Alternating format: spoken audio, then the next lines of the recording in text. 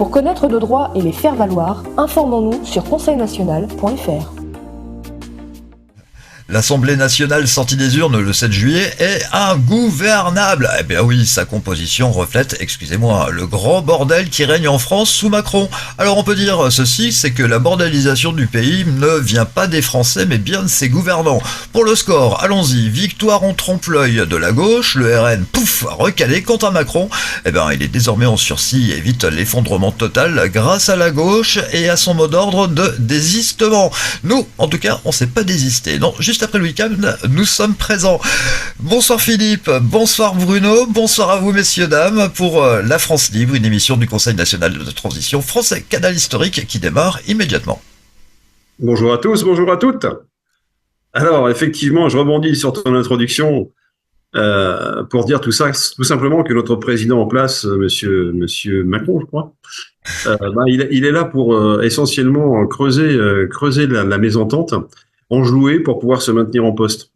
Est-ce que c'est vraiment le rôle d'un chef? Est-ce que c'est vraiment le rôle d'un chef d'État? Est-ce que c'est vraiment le rôle d'un chef d'une nation comme la France de se comporter de cette façon-là? Y a-t-il pas possibilité d'avoir plus d'épaisseur en tant qu'être humain et en tant que leader? Je dis bien leader. La réponse est oui, bien sûr. Hein, et quel est son objectif? On l'a déjà dit, et en cela nous partageons un certain nombre d'analyses, dont celle de monsieur Charles Gave, que nous avons eu plusieurs fois l'occasion de citer ici, même si on n'est pas toujours d'accord avec tout ce qu'il dit, mais souvent il dit des choses vraies. Eh bien, il a simplement eu comme mission, monsieur Macron, de détruire la France, et il continue de le faire en la désunissant, en la découpant, si je puis dire, et la tordant dans tous les sens. Donc nous arrivons donc effectivement, comme tu l'as fort bien dit, Sylvain, à une logique où il n'y a aucune majorité qui n'est atteignable. Et pourtant, nous sommes dans la Ve République. Oui, on devrait avoir un petit peu l'habitude de ce genre de situation. Malheureusement, on s'aperçoit aujourd'hui que cette Ve République tenait essentiellement en la personne de son fondateur, qui est Charles de Gaulle, et qu'un certain nombre de valeurs, c'est un mot qu'on n'entend pas beaucoup, qu'on n'entend pas souvent et qu'on n'entend plus, un certain nombre de valeurs étaient collatérales, je veux dire, étaient associées à la Ve République, du genre, par exemple, si jamais le président était mis en ballottage à 49-51, il donnait sa démission. Aujourd'hui, nous en sommes rendus où ces valeurs ont disparu et où toutes les facilités, notamment liées à la Ve République, ont été utilisées pour contourner ce qui était logique de faire, tout ça dans l'intérêt, non pas de la France, mais dans l'intérêt de ceux qui cherchent à la gouverner. Alors voilà où nous en sommes. Donc cette Ve République, elle est, à mon sens, défunte dans son esprit, et de toute manière, elle est défunte dans la lettre, puisque depuis 2008, il n'y a plus de constitution, donc il n'y a plus de République. Voilà. Donc ça, c'est une accumulation, je dirais, de faits qui nous montrent que les choses changent, que nous avons affaire à des gens qui nous gouvernent. On ne peut pas savoir s'ils sont mafieux, ou s'ils sont politiques, ou s'ils sont oligarques, ou s'ils sont du nouvel ordre mondial généralisé sur la planète. Oui, bien sûr que tout cela est intriqué. Les élections que nous venons d'avoir en France, eh bien, il faut les corréler, les mettre en parallèle avec celles qui ont lieu en Angleterre, au Royaume-Uni, où un certain monsieur Seymour, je ne sais pas comment on prononce, est pressenti pour devenir le nouveau Premier ministre, et dont on dit qu'il est l'homme lige, c'est-à-dire l'obligé de monsieur Barack Obama, qui lui-même supervise les affaires aux États-Unis d'Amérique, et en particulier les affaires concernant ce que fait monsieur Biden, qu'il cornaque, si je puis dire, compte tenu de la difficulté que nous avons tous vue de monsieur Biden à s'exprimer en public et simplement à être intègre dans son intégrité physique et mentale. Donc ça, c'est son problème à lui. Mais effectivement, aujourd'hui, même dans son camp, il est question de le remplacer et de faire en sorte qu'il ne se présente pas en novembre prochain. C'est vraiment, il en est question, quoi. C'est pas simplement l'opposition qui dit ça, ce sont les gens de la démocratie, des démocrates, pardon. Mais qui donc? Alors, Kamala Harris, je crois que c'est Kamala son prénom, qui est une première option, et deuxième option, c'est Michelle Obama, qui est donc l'épouse du précédent, Barack Obama. Alors, ça sera à choisir entre ces deux-là, probablement. Alors, voilà encore des choses qui s'avancent et qui vont créer de l'incertitude autour, évidemment, de la candidature de monsieur Trump, qui lui arrive en challenger, qui va tenter de se faire réélire pour la deuxième fois, alors que la première fois, il était déjà fondé à être élu président, mais qu'il s'est fait voler tout simplement Est-ce qu'il a trouvé la parade pour ne pas se faire voler une deuxième fois ou une énième fois? Est-ce que nous, citoyens, nous connaîtrons un jour la parade pour que disons les personnes qui nous gouvernent, nous traitent autrement que comme des bonnets et agissent en fait en coulisses, hein, avec le système de comptage des voix, comme si nous étions dans une cour de récréation et que ce soit le plus gros et le plus costaud qui fasse la loi et qui compte ses propres voix. Donc voilà, donc on en est là. On essaye de corriger les choses. On essaye de garder le cap sur une morale. On essaye de garder le cap sur une logique. Et puis donc nous rentrons dans cet été 2024 aussi avec la certitude qu'il y a des choses étranges, puisqu'on nous annonce encore et toujours la canicule, alors que nous avons récemment encore eu des études sur l'épaisseur de la couche de glace dans les massifs italiens des Alpes, et on s'aperçoit qu'il y a des hauteurs de 10 mètres supérieures à la moyenne de neige, évidemment, et ceci un peu partout dans le monde, et dans l'hémisphère nord comme dans l'hémisphère sud d'ailleurs. Donc d'où vient cette humidité, d'où vient cette fraîcheur? Alors est-ce que ça viendrait, disent certains, de l'explosion de certains volcans sous-marins qui auraient envoyé dans l'atmosphère un taux d'humidité énorme qui nous redescendrait sur Terre en pluie fine, si je puis m'exprimer ainsi, et qui serait à l'origine d'une modification du climat. Dans ces conditions, pourquoi ne pas l'avoir dit plus tôt, plutôt que de se constater que des théoriciens nous expliquent que la Terre se réchauffe alors que nous n'avons jamais eu des glaciers aussi froids et aussi épais. Voilà, donc on marche encore sur la tête. La vérité, où est la vérité? On la cherche encore avec une lanterne, hein, comme sosie, hein, le personnage de la Grèce antique. Donc voilà ce que je voulais dire en introduction, et je laisse la parole. Oui, je vais passer la parole à Jean-Pierre. Alors tu as parlé tout à l'heure, Philippe, de tout ce petit monde politique états-unien. Il faut quand même pas oublier qu'en France, on a deux outsiders, hein, qui viennent quand même de ressortir. Nous avons Monsieur Hollande et Monsieur Mélenchon. Oui, à un moment, on a eu peur que Valls s'y rejoigne, mais bon, tout va bien. Allez, Jean-Pierre, bonsoir, bienvenue, c'est à toi. Bonsoir à chacun et à chacune. Je suis dans un véhicule un peu en pleine nature. Vous pouvez peut-être le voir derrière moi. Et je vous salue au nom de tous les miens, y compris de la nature. Je voudrais signifier que, comme la nature, la France est indestructible. On peut lui porter atteinte dans un premier temps.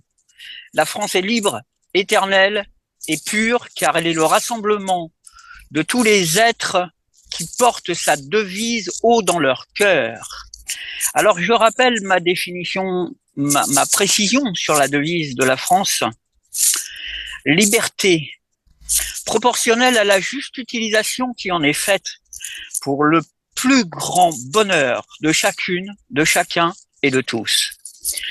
Égalité, dans l'amour destiné à chaque être de l'univers, même et surtout si cet amour diffère suivant les besoins de chaque être. Fraternité avec chaque être de l'univers, quelle que soit sa forme, son état et son action. La France n'est gouvernable en fonction de cette devise que par des gens, que par un rassemblement de tout un peuple qui porte cette devise dans son cœur. Elle n'est pas gouvernable par des gens qui font semblant. Elle est gouvernable par tout un peuple qui porte sa devise. Et en harmonie avec la nature, puisqu'il s'agit de fraternité avec chaque être de l'univers, quelle que soit sa forme, son action et son état. Je vous remercie d'avoir entendu ça, et je souhaite à la France une vie heureuse, libre, joyeuse, sincère, vraie et aimante. Que la France t'entende, mon ami Jean-Pierre. Allez, on va passer tout de suite à l'actualité en images. Vous allez voir, ça se rapporte un petit peu à ce que l'on vient de dire. Macron, en 2 mandats, il a fait chuter la France, il a engraissé ses amis banquiers comme jamais. Aujourd'hui, à l'heure actuelle, il s'est tellement fait griller que, justement, il s'est effondré à ces élections. Mais, là, malheureusement, pour continuer à exister, il va devoir pactiser avec l'extrême droite. Aujourd'hui, on parle malheureusement dans les médias, moi c'est contre les médias aussi que j'en ai, les médias qui ne cessent de nous diviser. Là où on a voté le plus pour le RN, c'est dans les campagnes, là où il n'y a pas d'étrangers, là où il n'y a pas de migrants, là où tu n'as pas de problème avec ça. Mais tellement que les médias te mettent ça dans la tête, tu vas donner ton voix parce que ça te fait peur. Il faut casser les médias, les Bolloré, tous ces médias d'extrême droite, CNews, BFM, etc., qui ensemencent la haine dans la tête du peuple. Parce que c'est ensemble, quand on arrivera à faire tous la paix ensemble, à avancer ensemble, à mettre des lois égalitaires qui font que chacun se sente respecté, la France sera forte, peu importe ta couleur, ta culture ou ta classe sociale. Mais tant que c'est pas fait, tant qu'il y aura des gens qui seront laissés sous les ponts, tant qu'il y aura des milliardaires qui seront engraissés jour après jour, on ne pourra pas arriver à ça. Le capitalisme doit chuter parce que c'est ça qui divise la France entre les deux classes sociales. Et en plus, il faut casser la division orchestrée par les médias qui ne fait que justement permettre ces pactes entre les différents partis après. Pour moi, l'extrême droite, ça va de Macron à tout le reste. Alors, que pensez-vous de ce petit extrait? Sylvain, moi je suis pas d'accord avec ce qu'il a dit. Je suis pas d'accord du tout. Pour moi, c'est absolument l'inverse.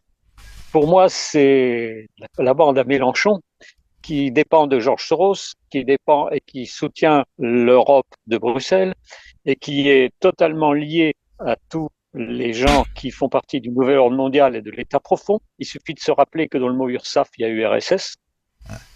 Et que si les gens dans les campagnes ont voté à droite ou à l'extrême droite, c'est parce que justement, les campagnes ont été totalement désertées volontairement par les bobos ultra riches des villes qui n'ont fait que suivre Macron. Moi, je pense de mon côté, c'est mon opinion, que les gens dans les campagnes n'ont besoin que d'une seule chose, c'est de retrouver la souveraineté de la France et pas la souveraineté européenne. La souveraineté du peuple français et pas la souveraineté de quelques oligarques qui tirent leurs actions, tout en magouillant d'ailleurs, des oligarques supérieurs qui se trouvent à Bruxelles, à Davos et ailleurs. C'est-à-dire que, d'après moi, je considère que la façon de fonctionner d'une personne comme Mélenchon, c'est tout simplement la violence par la violence, comme faisait Staline. N'oublions pas que le communisme a causé plus de 100 millions de morts. Alors, d'un autre côté, on a cette droite et cette extrême droite qu'on appelle extrême, mais qui en fait, si on regarde leur programme, n'a rien d'extrême. C'est même pire que ça, c'est-à-dire que les programmes sont absolument vides de tout changement et de toute création de richesse. Des deux côtés, aussi bien à gauche qu'à droite, eh bien, on veut faire plaisir au peuple, soi-disant. Hein, on veut augmenter les salaires, on veut mettre de l'argent à droite et à gauche, mais on oublie une chose, c'est que la France a 3 000 milliards de dettes, qu'elle a de plus en plus de mal à rembourser, et que cet argent, on ne sait pas où on va le trouver. Comment le trouver? Eh bien, en créant vraiment de la richesse. Et ça, aucun n'en a parlé.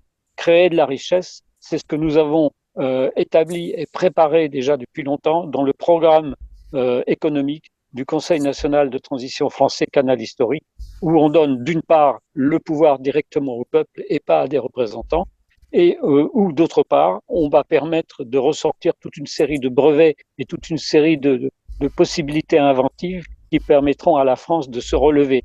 Et ça, on n'a absolument pas besoin des politiciens pour le faire.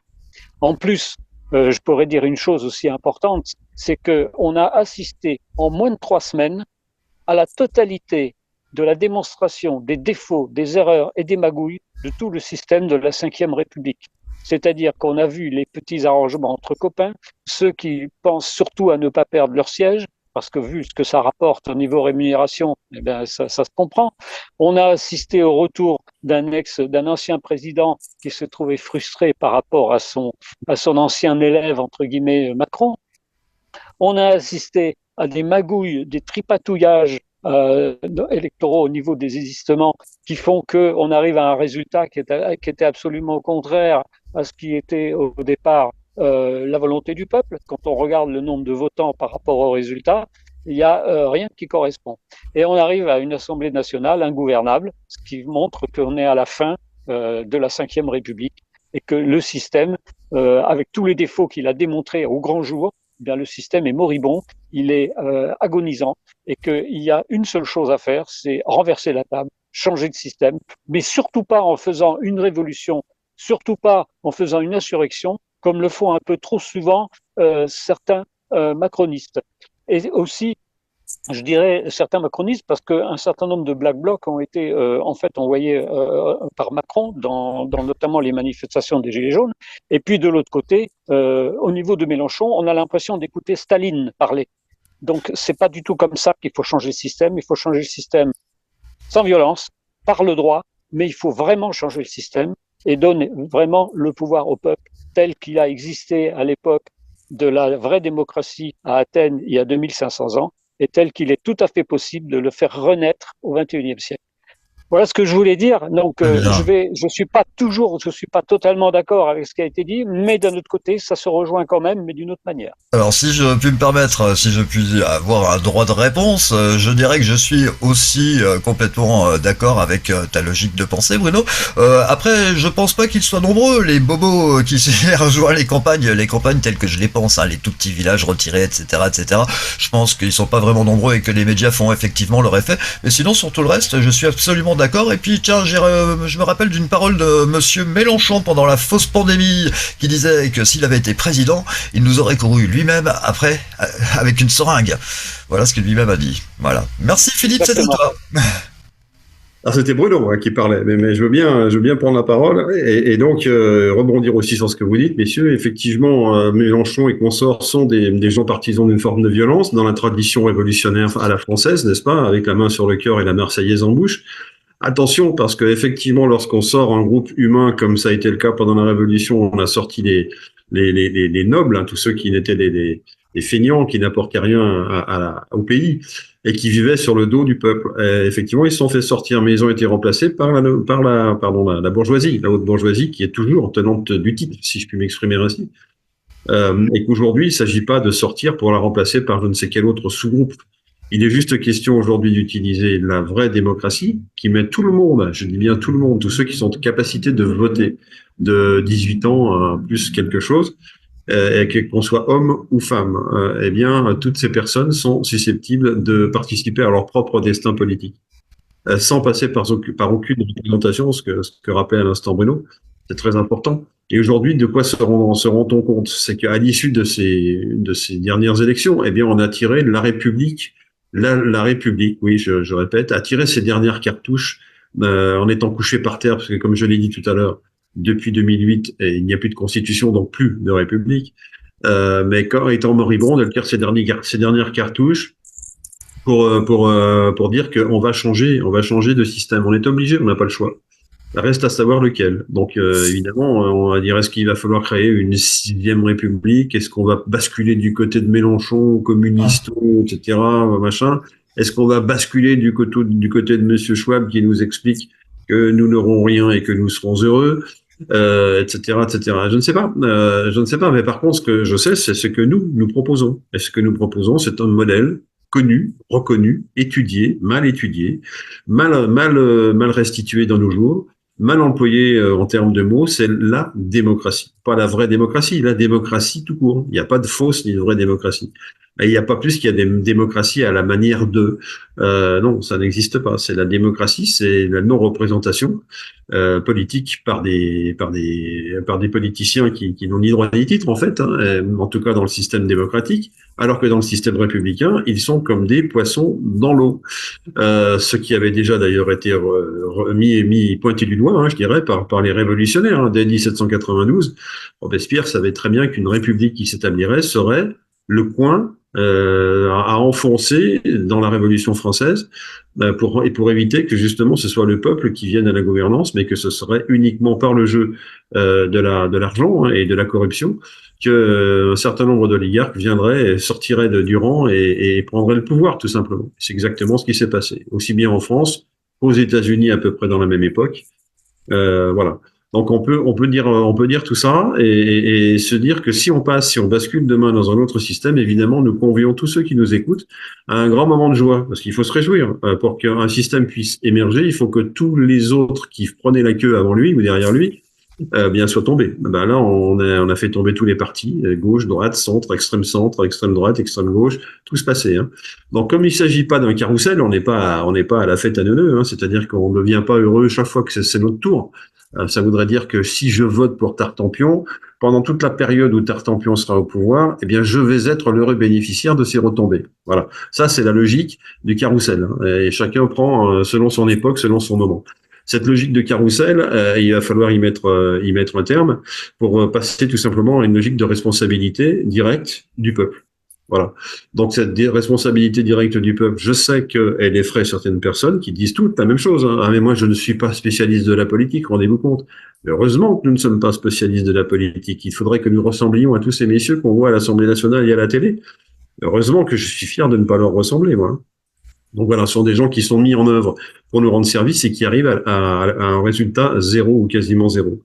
Quand même, j'aurais faire une petite digression sur ce qu'on a entendu tout à l'heure de ce monsieur qui voulait absolument changer la France et mettre un terme à l'extrême droite, qui mélangeait, de mon point de vue, un petit peu deux sujets, qui est celui de la pauvreté, qu'il a cité, avec celui du racisme, qu'il n'a pas exprimé de cette façon-là, mais qui était quand même sous-tendu dans ses propos. Alors effectivement, dire qu'il faut tout mélanger tout le monde et que tout le monde soit très heureux et que ça se passe bien et qu'il n'y ait plus de problème, je dirais, un vœu pieux qui existe dans de nombreux pays. Et en particulier, je dirais qu'en France, il a été mis en avant depuis longtemps. C'est-à-dire que depuis longtemps, nous acceptons un certain nombre d'immigrations, nous acceptons un certain nombre de nouvelles religions, de nouvelles façons de penser, nous acceptons que les gens qui nous rejoignent ne votent pas forcément pour nous, nous acceptons que toutes les personnes qui sont chez nous ne soient pas forcément de notre avis, nous acceptons beaucoup de choses. Les Français acceptent beaucoup de choses. Alors, je ne suis pas là pour défendre pour ou contre l'immigration, c'est pas le sujet de ce soir. Mais par contre, il y a un moment donné, en ce qui concerne la Constitution et je dirais plutôt la démocratie, il va falloir qu'elle la désigne, c'est-à-dire dire quel est le périmètre physique. Donc, ce sera la France, toute la France, pas simplement la France métropolitaine. Ce changement aura lieu là, et on prendra évidemment tous ceux qui ont une carte d'identité et un titre de séjour français, enfin ou quelque chose qui leur permette d'être sur le territoire français. Voilà. Par contre, il n'est pas dit qu'on acceptera toute la misère du monde. Souvenons-nous de ce qu'en disait Monsieur Rocard à une certaine époque, qui était un politicien de gauche et qui disait lui-même on ne peut pas accueillir toute la misère du monde. Alors, sans accueillir toute la misère du monde, ce qu'on ne peut pas faire, en tout cas, c'est accepter que des gens nous rejoignent alors qu'ils ne pensent qu'une chose, c'est à nous détruire. Et ça, c'est pas possible. Donc voilà, donc on sera vigilant par rapport à tout ça. C'est pas un programme politique, c'est simplement un fond de pensée que j'évoque tout seul. C'est mon opinion. Voilà. Voilà ce qu'on peut dire sur ce qui a été dit et entendu. Oui, Sylvain. Tout ce qui a été dit, eh bien, depuis tout à l'heure, est pas compliqué et va vraiment dans le sens de notre sujet de ce soir que je n'ai pas encore donné. Maintenant, les Français veulent changer le système. Voilà. Et nous allons passer la parole à Jean-Pierre. Jean-Pierre, c'est à toi. Merci. Alors, rien ne peut diviser la France, car elle est le rassemblement de tous les êtres qui se reconnaissent dans une devise. Et cette devise, je vous l'ai dit tout à l'heure, donc la France est une et éternelle, que ce soit clair. Et ce qui divise, c'est le diabole, d'après l'origine du mot. Le symbole rassemble, le diabole divise. Et ce qui divise, c'est l'idolâtrie. Il y a deux formes d'idolâtrie majeures. L'idolâtrie directe, où tout le monde se met à plat ventre devant le prophète au lieu de tenter d'appliquer son enseignement. Et il y a l'idolâtrie inversée, où on met en première page un pauvre type qui a commis un crime, sans expliquer pourquoi, on met sa photo, tout le monde le déteste. Il y a en France, sur le territoire français, qui n'est peut-être pas français, je ne sais pas, quelqu'un qui porte 3 M dans la totalité de son prénom et de son nom. Son prénom commence par M. M. M. Alors, comme il porte les 3 fois M, je vais les mettre 3 fois. Une fois pour lui, une fois pour moi, une fois pour tous. Nous avons une devise. Nous sommes un peuple uni. Rien ne peut nous détruire. Si un de nous tombe, la totalité se penchera pour l'aider à se relever. Merci d'avoir entendu. Si on coupe une tête, il y en a 2 qui repoussent. Je voulais rajouter quelque chose à ce que tu viens de dire, Jean-Pierre, et ce que tu as dit aussi, Sylvain. à l'heure, tu parlais de liberté, égalité, fraternité. La véritable liberté, c'est que chaque individu du peuple français ait les mêmes chances au départ de réussir dans n'importe quoi dans la vie. C'est-à-dire que ce soit une réussite financière, une réussite artistique ou autre. Et donc ça, c'est ce qui correspond aussi à l'égalité, c'est-à-dire l'égalité des chances. Et pour cela, il y a une seule chose qu'il faut appliquer, c'est la véritable démocratie, parce qu'à partir de là, chaque individu devient libre et indépendant. Il ne dépend plus d'un représentant ou de quelqu'un qui fait les choses à sa place. Et quand on entend dire, par exemple, qu'on veut taxer les riches à 90%, ça, c'est pas de la fraternité, c'est de l'exploitation. Plutôt que de taxer les riches à 90%, aidons plutôt les pauvres à ne plus l'être. Et à partir de là, on permettra à chacun de devenir riche sur tous les plans possibles. Et ça, c'est quelque chose qui n'est absolument pas appliqué par les politiciens parce qu'ils préfèrent que le peuple reste esclave, comme tu l'as dit, Philippe, en parlant de Klaus Schwab, qui d'ailleurs a démissionné du forum de Davos. Voilà ce que je voulais dire pour rajouter. Belle information. Oui, on peut rajouter que dans la Grèce antique, effectivement, il s'est passé des choses extraordinaires, notamment pendant la démocratie, mais qu'elles ont été corrélées complètement avec l'initiative technologique qui a servi je dirais les réussites, notamment les réussites de bataille navale de Thémistocle, qui a fait construire des bateaux équipés de rostres, enfin de systèmes mécanisés, qui pouvaient éventrer les bateaux d'en face. Alors ça a l'air tout bête de nos jours, vu de nos jours.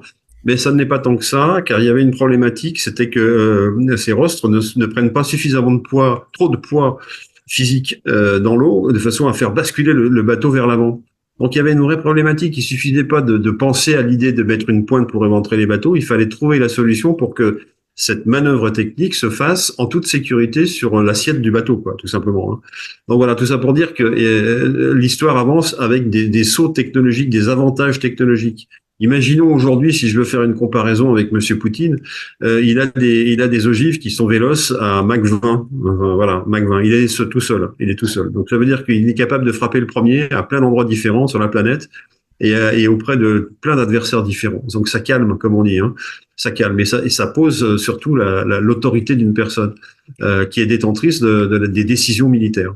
Voilà, donc à partir de ce moment-là, cette Grèce antique nous donne un autre exemple. Alors, souvent on nous dit, mais dans votre programme du CNTF/CH, vous intégrez la possibilité d'avoir de l'argent gratuit, quoi, de cadeau. Voilà, c'est le RVB, revenu vital de base, 1500 €, comme ça, cadeau par personne par foyer qui ont plus de 16 ans hein, quand même. Hein. Donc ça va relancer par le haut. Voilà notre projet, il est là, hein, c'est de relancer l'économie par le haut et non pas, par le haut de la famille ou par le bas socialement, si vous voulez. Mais ce que n'avaient pas, justement, les Grecs anciens, ils n'avaient pas tout ça. Alors effectivement, ils n'avaient pas tout ça, mais ils avaient d'autres choses. Ils avaient un trésor. Et leur trésor, ils le mettaient dans l'île de dans l'île Délos, à l'île de Délos. Et ils l'ont fait ramener d'ailleurs pendant la période démocratique de Délos à Athènes. Et ce trésor permettait de garantir toutes les constructions, justement, était la garantie de toutes les constructions navales qu'ils fournissaient, qu'ils donnaient à faire à leurs propres charpentiers, tout simplement. Hein. Donc ça a fait tourner l'économie. Et de là, ils ont développé une autre économie qui était celle du transport maritime et qui était celle du commerce maritime avec des comptoirs auprès desquels ils touchaient de l'argent chaque fois qu'un étranger à la Grèce franchissait ce comptoir. Donc c'était un business. Voilà. Ils ont inventé un business méditerranéen général sur lequel aujourd'hui, les Anglais, par exemple, se sont assez bien appuyés et ont fait à peu près la même chose, mais sous d'autres formes avec d'autres moyens.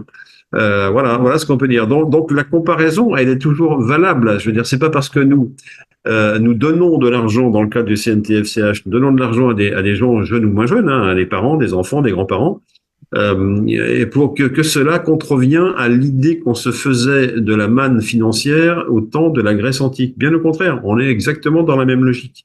Or, nous, on a besoin aujourd'hui de trouver cette manne financière et nous avons financé le RVB, le revenu vital de base. Il est financé.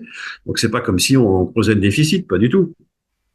Donc voilà ce qu'il faut bien repérer, bien mettre en phase. Et je crois que les Français sont prêts aujourd'hui à entendre ce genre de discours économique, qui tient beaucoup plus de la logique que du charabia économique qu'on nous sert d'habitude pour être bien sûr qu'on n'y comprenne rien, nous les citoyens. Hein. Or, dès lors que nous ne comprenons pas les explications que nous donnent nos dirigeants, c'est que très probablement, il y a une probabilité pour qu'ils soient en train de nous enfumer, comme on dit poliment. Donc voilà, il faut absolument qu'on retrouve avec notre indépendance, avec notre souveraineté, il faut qu'on retrouve cette démocratie qui nous permet de prendre, nous, les peuples, le peuple français, des décisions communes. Pourquoi communes? Parce que réfléchis ensemble, parce que cerveau collectif, tout simplement, et qu'à partir de ces réflexions en commun, on en tire les avantages des communs, donc sans aucun jeu de mots. Les communs, c'est ce qui est décidé en commun et ce qui est partagé par tous. Contrairement à ce qui est privé, et qui est d'un autre domaine, et qui est parfaitement maintenu, car nous ne sommes pas dans une logique communisante du tout. Voilà. Très bien, nous allons passer la parole à Jean-Pierre, qui n'en fume personne, on le sait très bien, puisque de toute façon, lors de nos discussions, il fait des petites offres de tabac à l'univers. C'est bien ça? Oui, c'est ça, de tabac cru qui n'a jamais vu le feu. Et parce que le tabac qui a vu le feu est un poison, en fait. Ça contient de la nicotine et c'est un poison violent pour tous les petits êtres de la nature, sauf quelques bactéries qui arrivent enfin, au bout de quelques mois, à en venir à bout. Je voudrais signifier, j'ai parlé du diable qui divise et du symbole qui rassemble. Par rapport à l'idolâtrie, il y a une chose, l'idolâtrie divise. Chacun se présente au détriment des autres, alors que l'idéal rassemble. Et nous portons non seulement un programme établi et un idéal. Et l'idéal rassemble. La France, c'est bien au-delà de tous les partis politiques possibles. La France, c'est le rassemblement de tous les êtres qui portent cette devise et qui l'appliquent. Merci d'avoir entendu. Je voulais rajouter pour terminer de mon côté que je voudrais rappeler à tous ceux qui nous écoutent et qui nous regardent que le Conseil national de transition français Canal historique est une institution de droit international démocratique dans le vrai sens du mot. C'est-à-dire que ici, nous sommes 3 et 4 avec Sylvain qui nous animent, mais nous ne sommes que des porte-paroles d'un groupe beaucoup plus important. Il n'y a aucun chef, il n'y a aucun dictateur, il n'y a aucun président, même au niveau de notre association, il y a un conseil d'administration dont tous les membres sont égaux sans qu'il y ait le moindre président. Donc, il faut que ça soit clair pour tous ceux qui nous écoutent parce que nous appliquons les règles démocratiques à l'intérieur même de notre organisation. Petite précision, Bruno, Sylvain n'anime pas, Sylvain présente. Et d'ailleurs, je vais vous dire que le CNTF-CH est un organe totalement indépendant. Et qui dit indépendant, dit forcément sans aucune finance. Donc si bien vous voulez nous aider pour ce faire, vous trouverez donc tous les moyens sur notre site conseilnational.fr.